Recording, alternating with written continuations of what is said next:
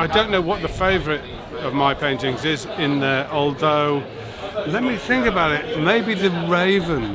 I like the Raven. But I do so many of them, and I do them, and then I love them, and then I forget about them. Almost like a sort of Italian kind of lover. That's the wrong thing to say. You can't say, yeah, but yeah, keep that in. I don't care.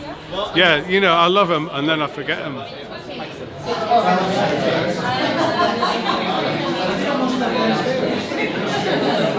I do them because I absolutely love and fall in love with the paintings that I do at that time, and then I discard them and then move on to the next one.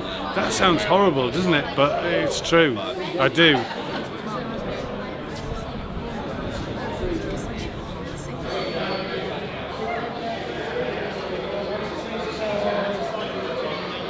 What do you think of the art?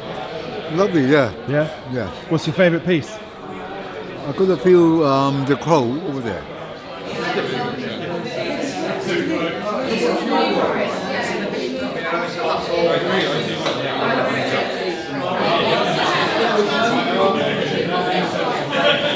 I really like the duck.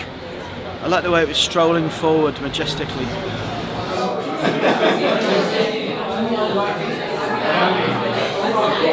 And what do you think of Jim as an artist? I think he's a great artist and he's very versatile, and many years ago I did the first article. I published the first article about his art, which was on the cover of GQ magazine in about 1997, end of 1997. And nobody knew he was a painter then, or an illustrator, or an artist. So it's nice, 25 years on, that he's now getting tremendous amount of recognition for it.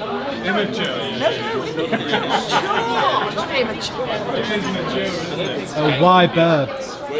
Why birds is because I've always loved birds, because I think they're the most mysterious things on the planet. They're all, they have their own design. They can do things we can't do. They're all superheroes. They can see for like 2 miles. We can't see for 2 miles. I couldn't see a rabbit for 2 miles, but an eagle can. They can swoop and sort of hear things that we can't hear. They can see things that we can't see, and they can do things that we can't do. So I suppose if it wasn't birds, it'd be superheroes.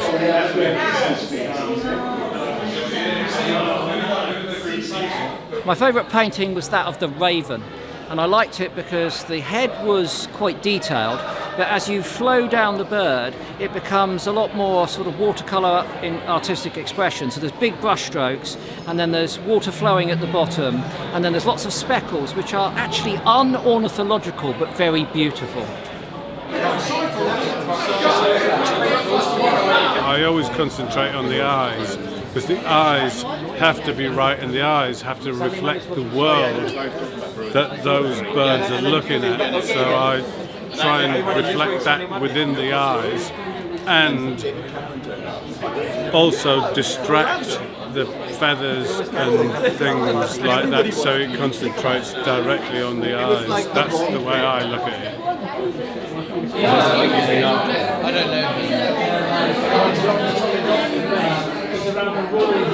I like Jim's art a lot because he's an outsider when it comes to ornithological art. The vast majority of people who paint birds because they've always painted birds. They've grown up looking at other older people who used to paint birds, and therefore they are certainly enclosed in a mould, a certain way of thinking, seeing and producing art.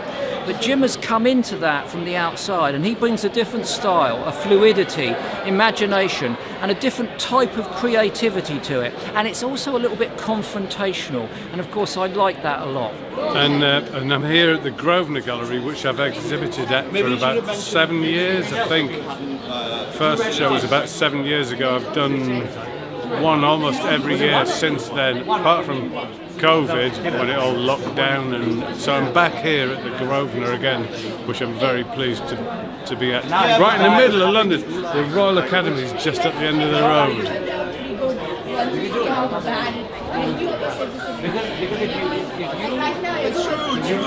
Remember, like So, yeah. you played about Bush. And I know I've seen Jim do his thing. You know, I've seen him paint those beautiful feathers individually, absolutely beautiful. I see Jim do this every single day in the kitchen, in the conservatory, in fact wherever in the house.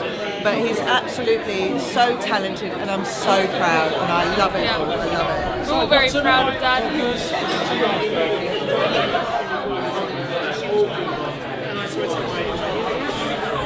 There's a big like variation of love it. Jim's art, isn't Yeah, there? there's realism, expressionism, there's all this kind that just It's all really... a big mixture, and that's what we love about it. So you get certain pieces of art that really make you laugh. You know, you look at something and you love it, and then you see the really fine, precise art, the precise. And in fact, when I see Jim do it, he has the most incredible, precise lines, steady arm. steady hand of these precise, beautiful lines of drawing.